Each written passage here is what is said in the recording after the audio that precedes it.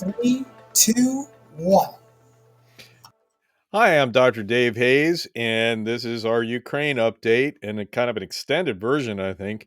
Keone's going to hit me with a bunch of questions here in a bit. Where are we? So, it's January 15th. We are 5 days away from the dreaded event from a lot of Ukraine supporters. For a long time, we've been very worried about what would happen when Donald Trump, if and now when Donald Trump takes power in the US again. And so we're just a few days out from that, but things are kind of in an interesting situation. There's good and there's bad. Uh, Ukraine, the last time I did an update, I was talking about how there were concerns that Ukraine was not going to be able to hold in Kursk, that they were going to lose ground, that there was this perception that both Ukraine and Russia can't keep this up forever, but that Ukraine might peter out first. And in the month that followed, or about a month since then, things haven't gone so bad for Ukraine, right? The Russians, and in fact, very little has actually changed on the ground. Now, when we say that kind of thing, that's bullshit because people have died. Lots and lots of people had died. And when you say blithely that all's quiet on the Western Front, right? The point of that was the main character just that book had been killed.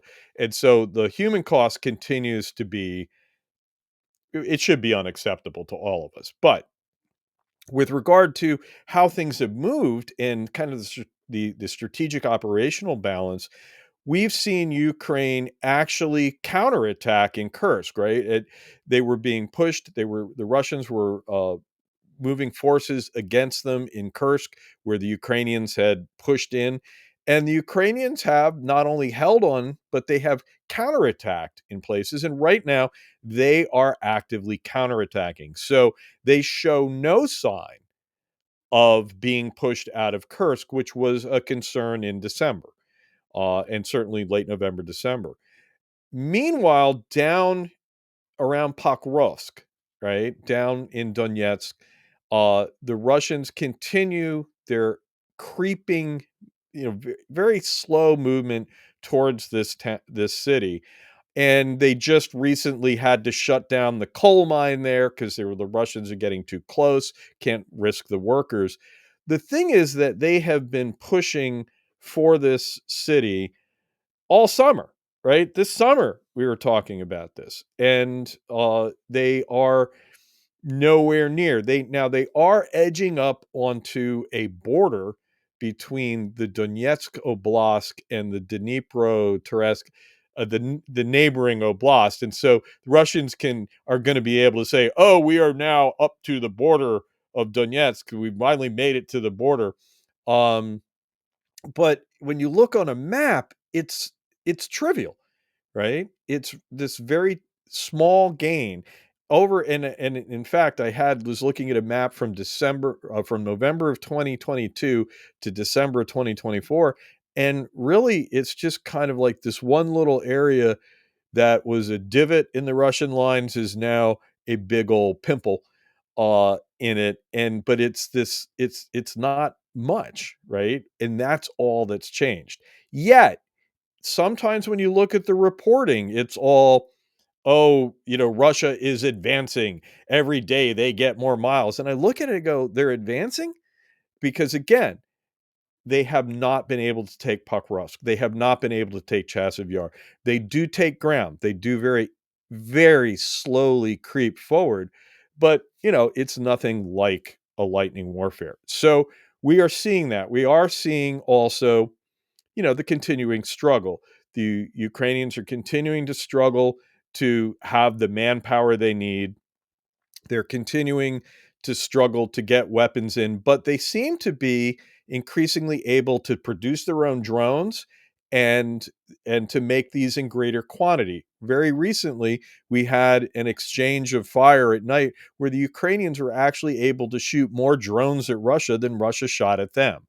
And so we are continuing to see a very aggressive Ukrainian strategic striking with their drones. And they have recently blown up the fuel facilities at an air base in Russia, and looks like they may have put that air base out of operations. I heard that they had destroyed 800,000 tons of aviation fuel, and Russia makes this stuff, so that's what they're good at. But I'm like, well, they took out the supply and distribution. You blew up the tanks and all that stuff.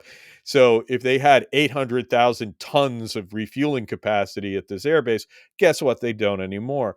They also lost a chemical plant that was, as I understand, is reported to be very important in producing chemicals for Russian missiles.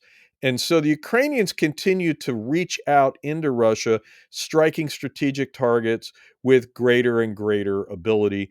They appear to be leveraging their drones, especially their first person view small drones on the nearer battlefield, to make up for their manpower shortage. The Ukrainians, they can get people to join the military. They just have trouble getting them to join the infantry. But apparently, they're happy to take up an Xbox controller and control a drone. And so that's kind of an interesting dynamic that, by the way, may be a dynamic that affects militaries around the world for decades to come, as we start to see this new technology being used. And so that's, we'll put a pin in that discussion. So right now, we have that situation going on. More strategically, it was a very bad month for Russia, right? Getting kicked out of Syria, having all the difficulties they're having. Uh, and we're looking at a economic situation where Russia is going into 2025 with 9% inflation, a interest rate of 21%, a increasing war burden. At this point for Russia, they're they were spending 9% of their GDP on the war, but that probably underestimates it, and the budget is increasing, right, for the war. We also have reporting in the Financial Times about the underlying financial structure. From one analyst's point of view, Putin is sitting on a ticking financial time bomb. He has, they have been pushing these increases in defense production because they need to make tanks, they need to, increase their artillery production and all. And the way they've been doing it is the government's been paying for some of it, and that's has seen this huge increase in their military budget. But they've also forced Russian banks to give defense contractors low interest loans, preferential loans. And you have this huge, so in on the balance sheet, the government hasn't paid for the expansion of these factories and a lot of the production. They've mandated, hey, you got to deliver this many weapons, you got to do this, that, and the other. You're going to pay for it, and here are some preferential loans, which are all well and good until the bill comes due. And apparently, there's concerns that maybe these defense contractors are not on the up and up, right? There are no credit checks, right? And so we have this massive, massive, hundreds of billions of dollars of debt. It's something like a 19%. The amount of debt that has been increased is on the order of 19% of Russian GDP. So it is at an economic level, wow, right? It's big. And what's going to happen there? We don't know. Now, there are analysts who say, well, it may not be such a big deal, but that is this underlying fragility. Right now, we have this high inflation. We have 21% interest rates in Russia for normal loans. And so economically, we're also seeing in just the last couple days a tightening of sanctions.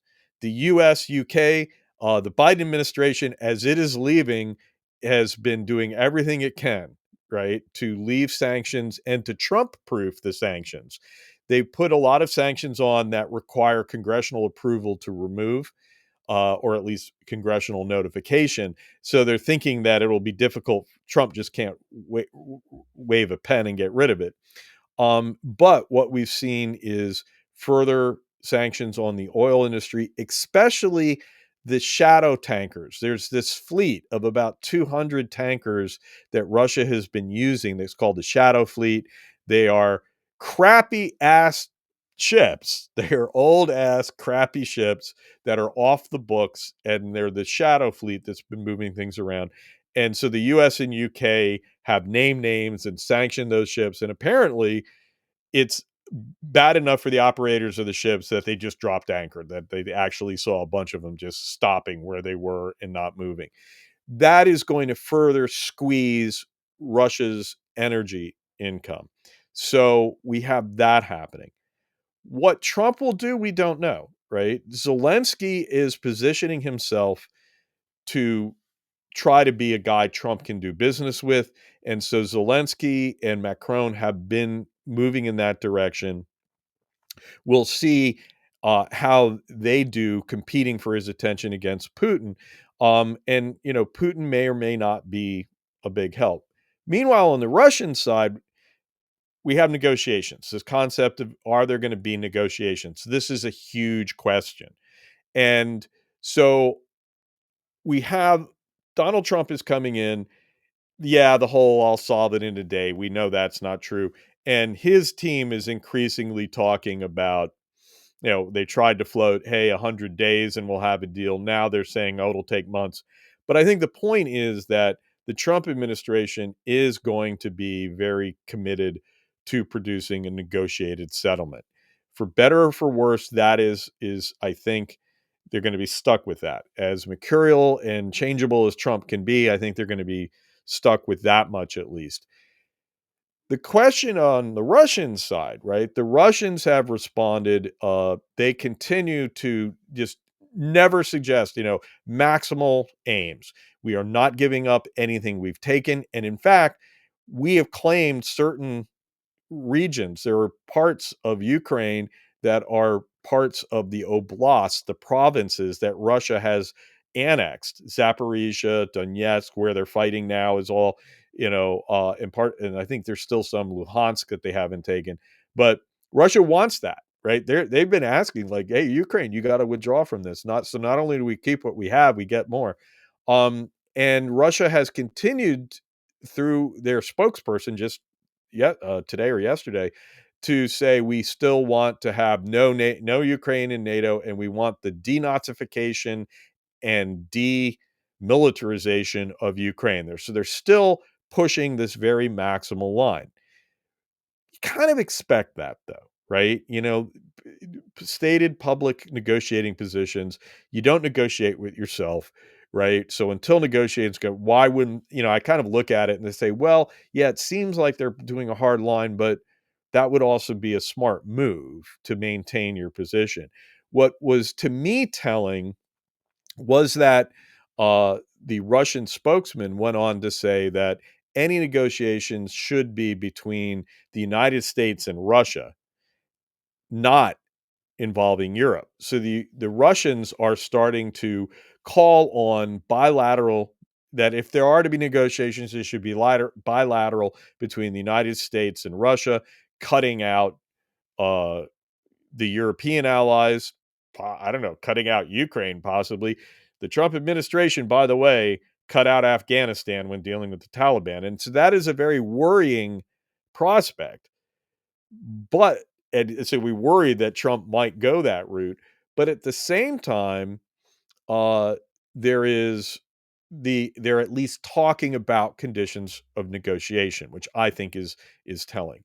And one last thing to add, Zelensky and Macron were recently talking about the possibility of European troops, that whatever, if there is a peace deal, that European troops might deploy to Ukraine to ensure it. And he's been talking to Macron about that. The German chancellor is going to come visit. So we're watching that side, that the Europeans are still in this and can have a lot of influence.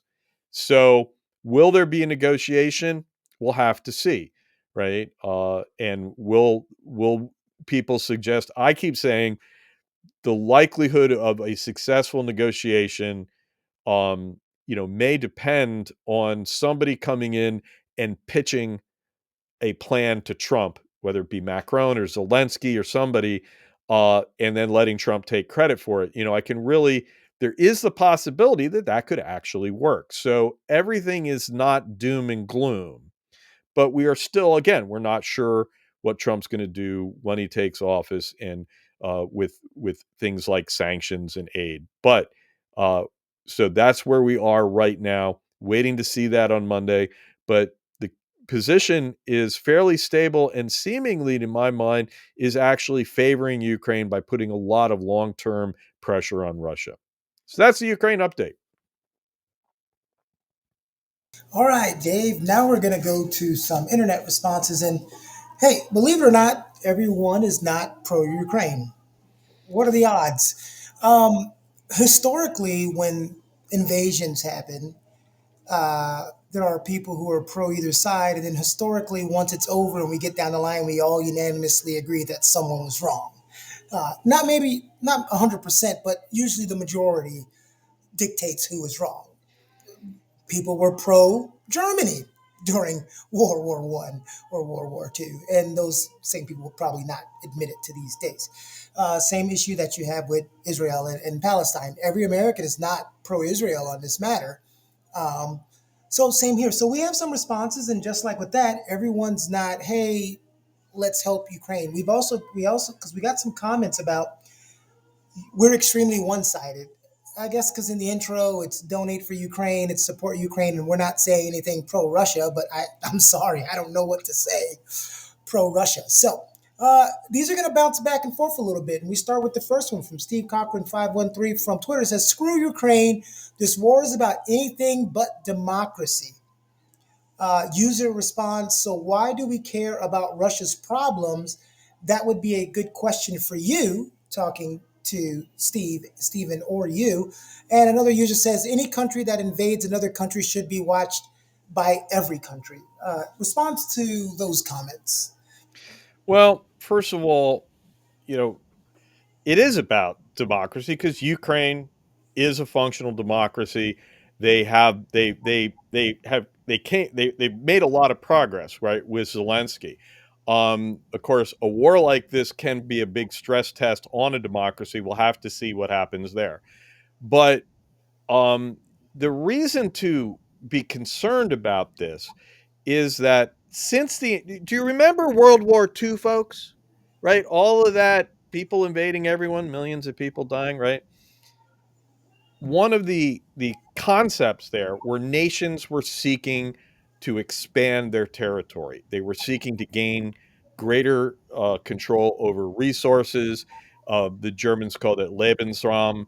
The Japanese were seeking to establish a imperial zone of influence, the Asian co-prosperity zone, and they were seeking to take the existing concepts of the international system, which were colonialism, because Britain and France were definitely, the United States was the only country that wasn't a colonial power at that point, although you could argue there was some quasi-colonial stuff going on.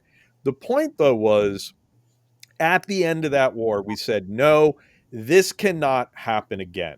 We cannot allow this. The United Nations, the Charter of the United Nations set up the idea that you cannot invade people to take their land, period, full stop.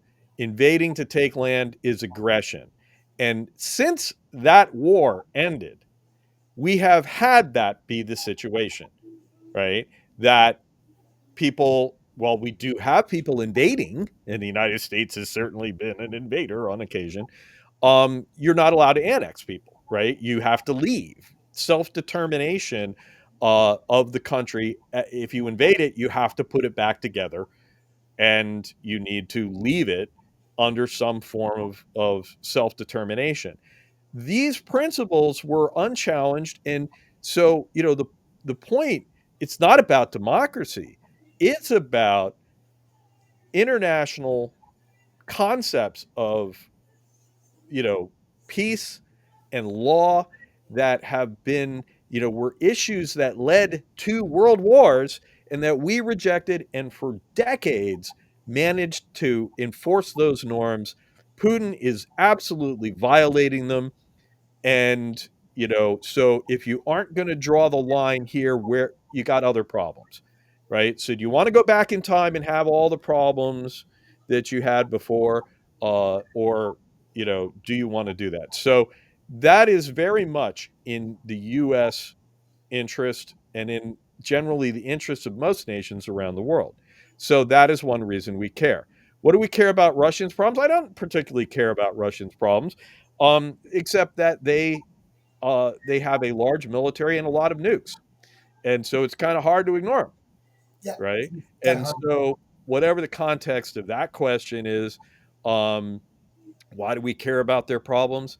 Uh, we don't until they start invading other people, and then we care the hell a lot about their problems. Well, yeah, somebody, my history teacher explained it like this when he said, when you don't care enough about other people's problems, they end up becoming your problems. Why do I care about my neighbor's grass and bushes and overgrown trees? Well, because eventually it's going to cross the property line, and it's going to be your problem as Uh, well. And that's a simple way to put it. Okay, another response is, I'm not a historian, so where is the U.S. Ukraine agreement signed in the 90s? I don't know what they're talking about. If you know, you can explain that. And then someone sarcastically said, "Big problem is us, U.S." I guess we're the problem, but go ahead. Well, that on that last one, while I don't think that's the case here, I'm not adamantly like, yeah, we met the enemy, he is us. Um, I've been living that the last few months, so in other contexts, and it's often good to be self-aware and cognizant of that.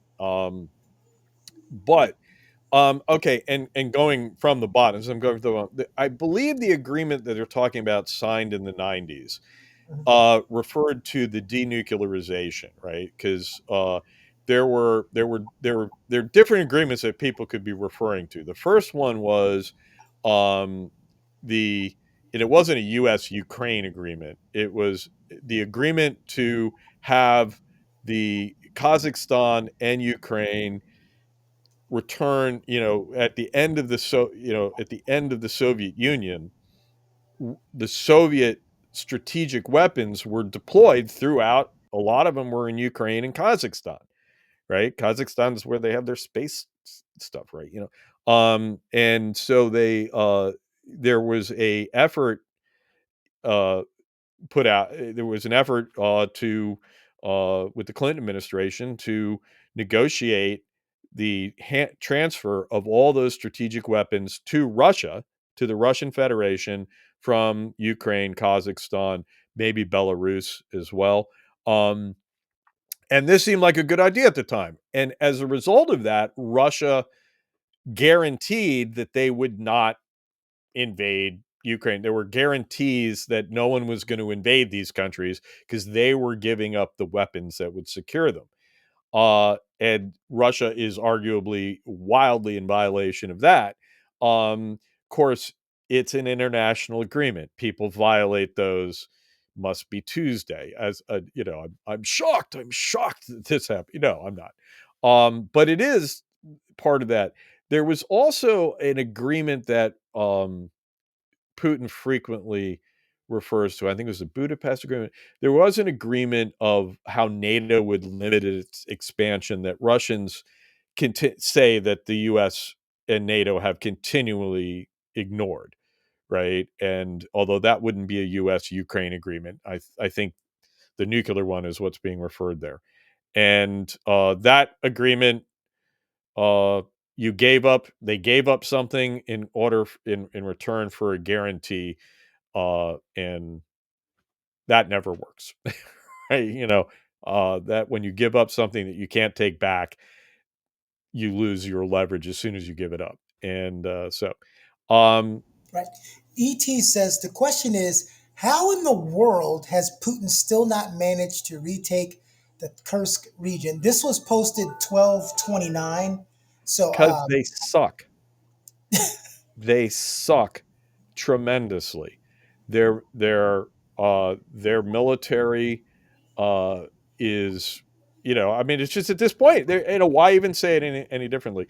they have gone into this war. They have innovated. They have found some ways to advance against Ukraine that involve massive, the massive use of artillery and the massive sacrifice of their infantry, poorly trained infantry, and it's basically World War One tactics, right? And the thing is, though, in Kursk, uh, the Ukrainians put him in this position of like, well, you know, we're in this land. There are not landmines. There are not, we can maneuver our tanks around. There aren't as many fortifications. We've gotten through the line of fortifications. And now you have to attack us, because that's the other thing is you have to attack us.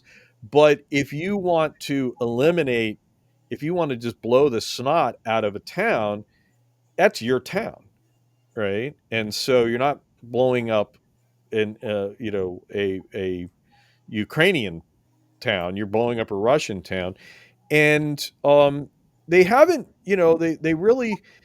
I think the Ukrainians have the ability to maneuver. They have the ability to withdraw from a position when it gets hot, and then come back in, right? And so I think the Ukrainians, um, I could be wrong on this, but it because it is I'm reading in between things, but my impression is that the Ukrainians are able to maneuver a little bit more and to be more flexible and take advantage of that.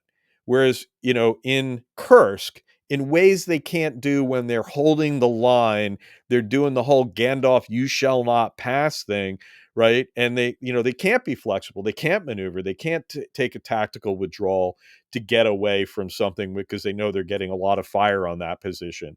They can use a little mobility, and the Ukrainians are increasingly they're experienced, they're tired, but they are experienced and well trained and have good mobility.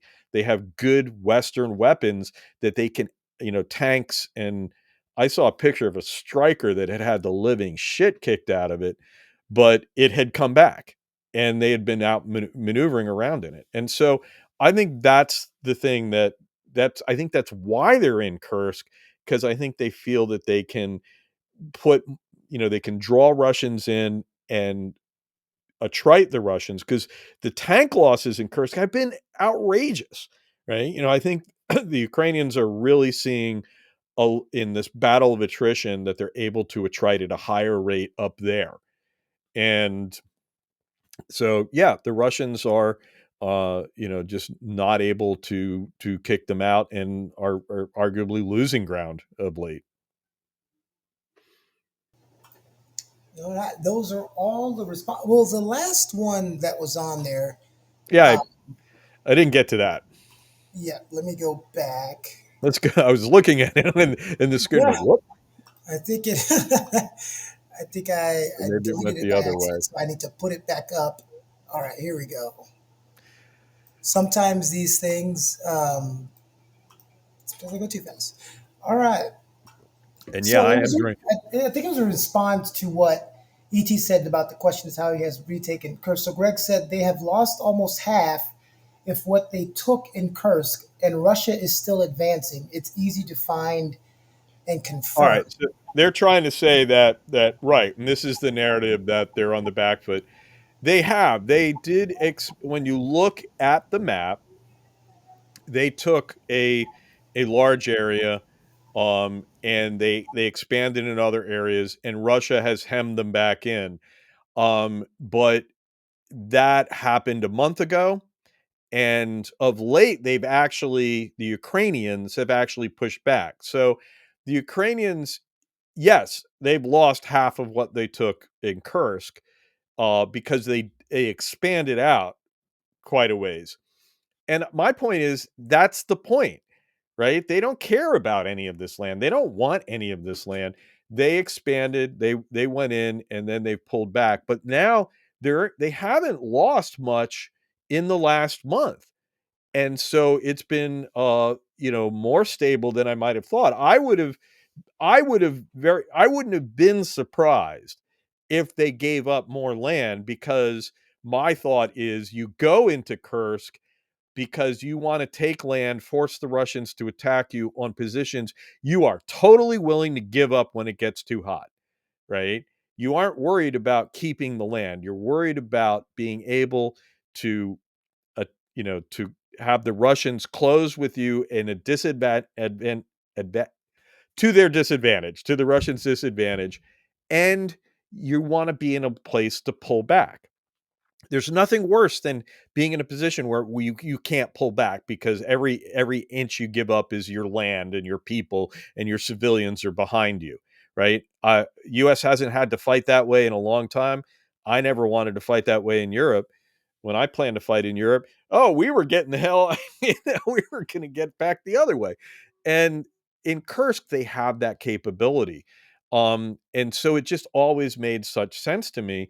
And so at a certain level, I'm impressed that they haven't made more withdrawals, right? And that they're still where they are. I go in and I look, I say, I can't believe they still got all this land. Meanwhile, the losses are, there have been huge losses in armor.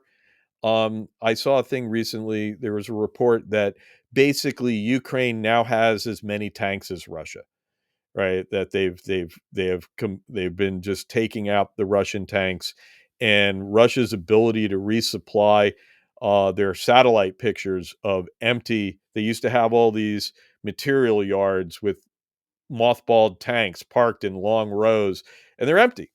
They still have more, but they're most, like a lot of, they're kind of running out of their things, and whatever's left is presumably the worst of it. Um, so you're really seeing that Ukraine has been attriting these guys at a vicious rate. So, Dave, before we get out, one of the questions someone asked, and it's, this happens a lot with wars that last a long time. There are a lot of people that are like, wait a minute. How did this all get started again? And so now it's been so long, you have people debating, sort of like with the Israel Palestinian issue, where people are Right. now going back and trying to argue why it actually started or who was the. So, can you kind of walk us back to the beginning? Because I saw an argument of someone saying the part of Ukraine that Russia invaded had pro Russian citizens in that part of Ukraine, and it was originally a part of Russia anyway. So, can you please Well, kind of, you know, you go back in time in that's that why? area, and a lot of Ukraine used to be part of Russia, and a lot of Yes. But and how did so we get yeah, here? I mean, um, they are correct though Mhm. that Ukraine had they had a separatist movement, right? So the oblasts of Luhansk and Donetsk, right, which is in the east, which is part of the Donbass region. There were separatist movements, and there was fighting. I want to say 2013, and that was linked to a revolution, the overthrow of a government in Ukraine that led to the current, and it led to a more democratic government, but the Russian apologists will say it was an overthrow of the legitimate pro-Russian government and all. And so that gives you your fuzziness, right, of narrative. But yes, Luhansk and Donetsk were in rebellion. There was a war going on, and there was a front line. And in fact, the current front lines are not are a little bit farther, but these breakaway governments were only had parts of Luhansk and Donbass. Then in 2014, Russia staged this overthrow. They had a similar kind of people saying, "Oh, we in Crimea saying we want to be separate too from Ukraine." And the Little Green Men, Russia did a more covert takeover with the Little Green Men. They had a bunch of troops show up, Of course, they already had massive military bases there, so like it would be like the military taking over Fayetteville, right, coming out of Fort Liberty. Um, the thing though is it would be nothing like it because our guys wouldn't do that. But the key thing though is that the takeover of Crimea occurred there. So prior to the fighting starting uh, in what 2021, 2021, yeah. I'm losing my dates now.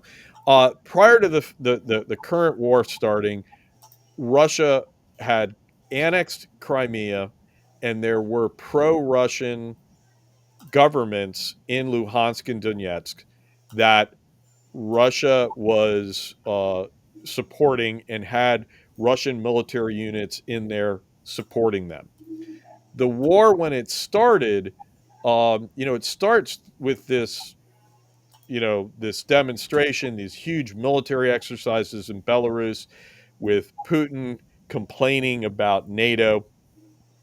There was, I believe, a false flag operation that most people are like, no, it actually was a false flag operation of a terrorist attack of some kind, something blowing up. I seem to recall in Donetsk City, I think it was, or it could have been in Luhansk.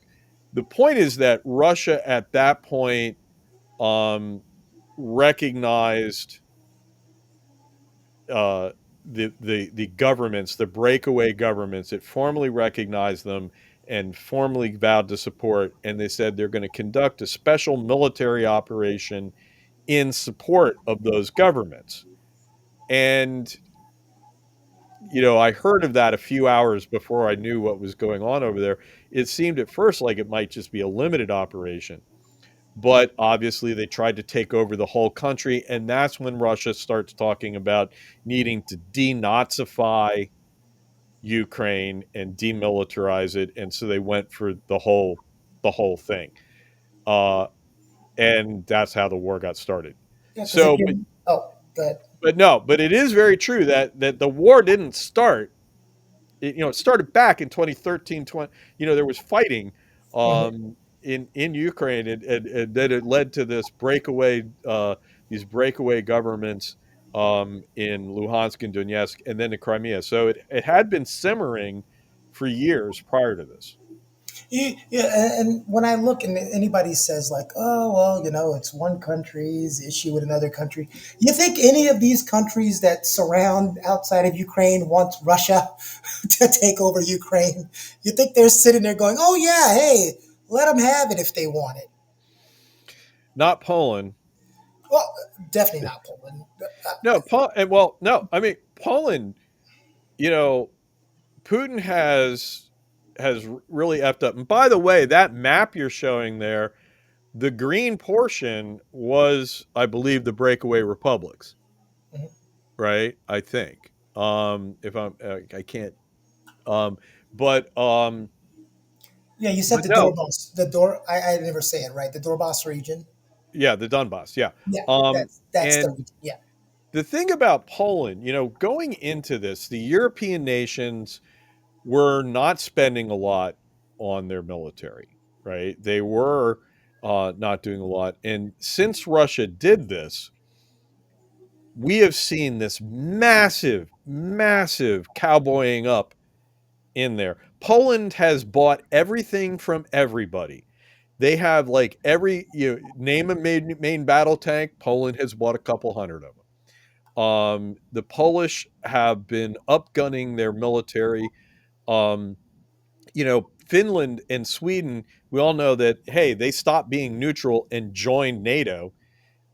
Finland put in, I think uh, they wanted to buy, they put in a massive order for F-35s, like they're going to buy 80 of them or so. And it's just like, they are buying weapons and upgunning. So the military power balance in Europe is shifting, right? Is growing, even though we're watching Ukraine fighting on a shoestring. The power that is in the military capability that is in Poland, that is in Finland and Sweden.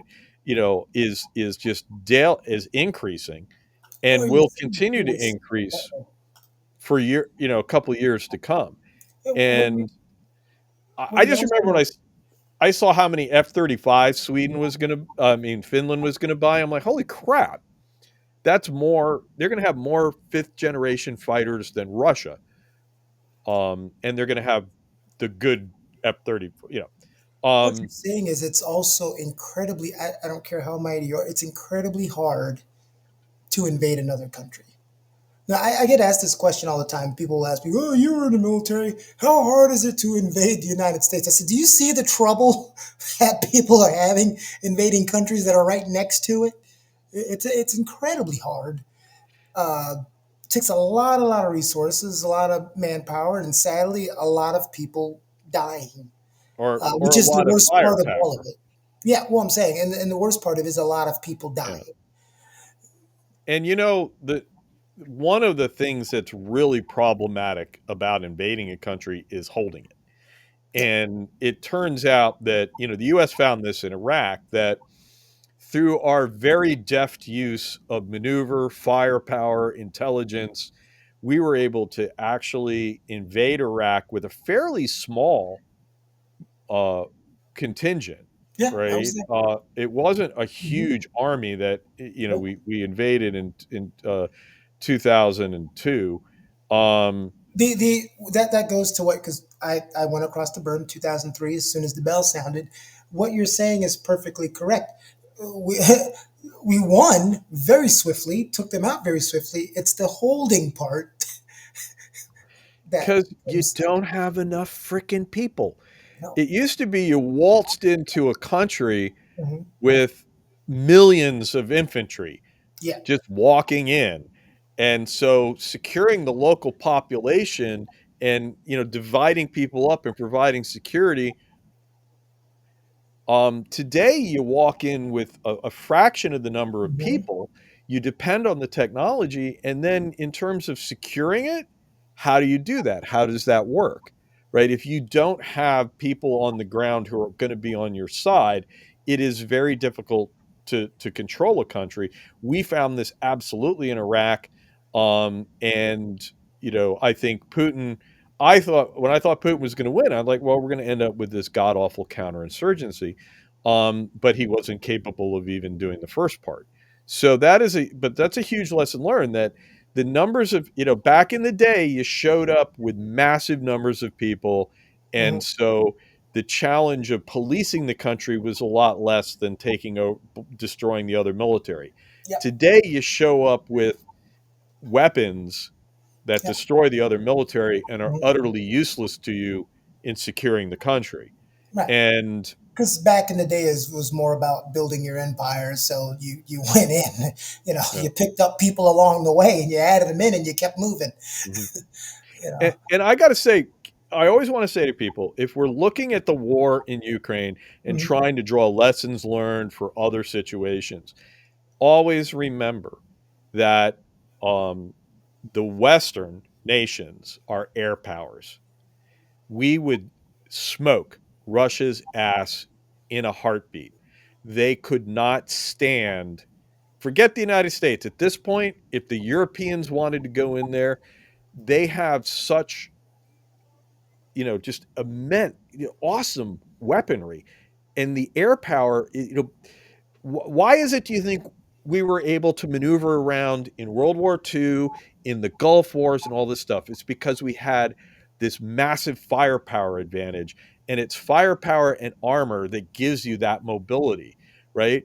Ukraine hasn't been able to use the tanks and stuff. Russia hasn't been able to use the tanks because they are not able to leverage air power and the firepower side of things in a way that allows your mechanized forces to maneuver around, to be able to go through minefields, through fortifications, bypassing stuff. Um, Europe has no such problem. The Europeans have a lot of fighters. For instance, here's a good case in point. Norway has had to stop training F-16 pilots, Ukrainian F-16 pilots, because Norway isn't flying F-16s anymore. and they had to shut down their training facilities because they're now training their pilots to fly F-35s. F-35s, if you don't know, are doomsday weapons. I mean, they just the F-35 shows up and everybody else just everything else is ridiculous. Is out of its league. The F-35 is just it's a fifth generation aircraft that communicates and targets and is just next level shit. And Norway, is like, yeah, F-16s. We don't do F-16s. They're obsolete. We're going this way. Um, and it's just this thing of like, if the Europeans were to square off with Russia, it would be a massive air battle. And you look at how Russia, you know, they can't deal with that, right? And so, what we're watching is a very artificial, constrained kind of warfare in comparison to what would happen if Russia was to square off against any other Western nation, uh, Poland, for instance. And so I think that's important to keep in mind. I'm not overstating it, right? We don't want to be overconfident about our military, but damn, there's these levels of ability that are insanely powerful. No one ever said, "Oh, the United States can't wipe out a conventional military." It's always been the counterinsurgencies that have been our downfall, right? But you know, we wipe out conventional militaries in a matter of hours. That's because we have the air power. And the Europeans, same thing. All right. Well, Dave, thank you so much for joining. This has been another Dave's Ukraine update. We'll see you guys on the conversation with Harold and Dave in a couple weeks. Everybody, stay safe out there. If you're in a cold region, keep warm. See ya. Take care.